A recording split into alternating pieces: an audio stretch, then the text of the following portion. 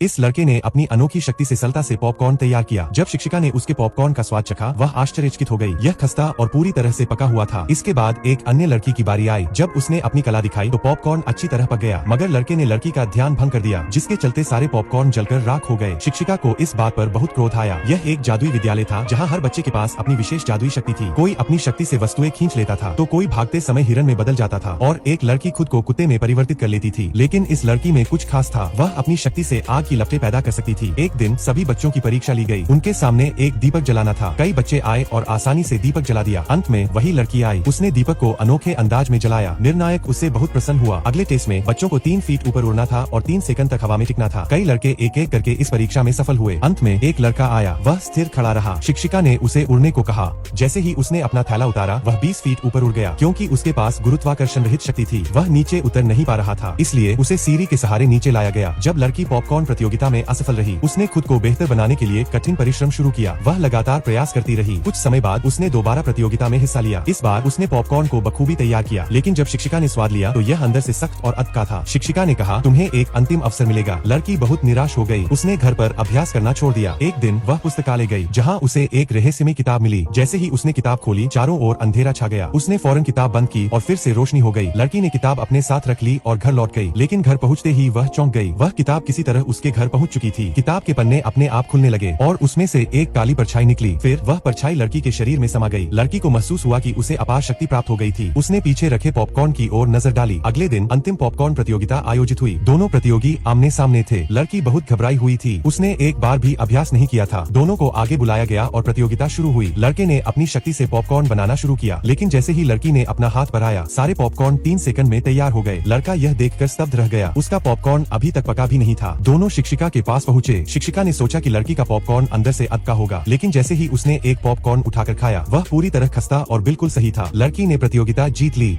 एक व्यक्ति ने 20,000 रुपए की हार झेली। फिर उसने अपनी अंगूठी का बटन दबाया और 57 सेकंड पहले के समय में लौट गया। इस बार उसने सही विकल्प पर दाव लगाया और आसानी से जीत हासिल की। उसने इस तरकीब को बार बार आजमाया। धीरे धीरे उसकी जीत की राशि तेजी से बढ़ने लगी। उसने खुद को स्मरण कराया कि उसे अहंकार नहीं करना है, और वह धन लेकर वहाँ से चला गया। प्रतिबंधित होने से बचने के लिए वह एक अन्य जुआ घर गया और अंगूठी की मदद से जीतने का सिलसिला जारी रखा। हर बार लाखों रुपए जीतने के बाद वह खुद से कहता कि शांत रहो, धन निकालो और चले जाओ। जैसे ही वह हंसते हुए बाहर निकला, अचानक उसे पीछे से वार किया गया और वह जमीन पर गिर पड़ा। उसने अंगूठी छूने की कोशिश की, लेकिन एक गंजे व्यक्ति ने उसके हाथ पर पैर रख दिया। गंजे व्यक्ति ने कहा कि वह उसे लंबे समय से देख रहा था और उसकी जीत की सहजता से स्पष्ट था कि कुछ गलत है, इसलिए उसे उसका पैसा और एक उंगली चाहिए थी। व्यक्ति ने सोचा कि अब सब खत्म हो गया। तभी एक लाल रंग की कार रुकी और उसमें से एक शख्स उतरा। उसने खुद से कहा कि वह जुआघर का विशेष अतिथि है और गंजे व्यक्ति को उस आदमी को छोड़ने का आदेश दिया। गंजा व्यक्ति पीछे हट गया। अब विशेष अतिथि ने कहा कि वह उसे लंबे समय से देख रहा था। वह जानता था कि व्यक्ति धोखा नहीं दे रहा था, फिर भी वह कभी हारा नहीं। उसने एक प्रस्ताव रखा, यदि वह उसके प्रतिद्वंद्वी की तिजोरी तोड़ने में सहायता करेगा तो उसे 10 करोड़ रुपए मिलेंगे। व्यक्ति को यह कार्य बहुत लाभकारी लगा। उसने तुरंत काम शुरू कर दिया।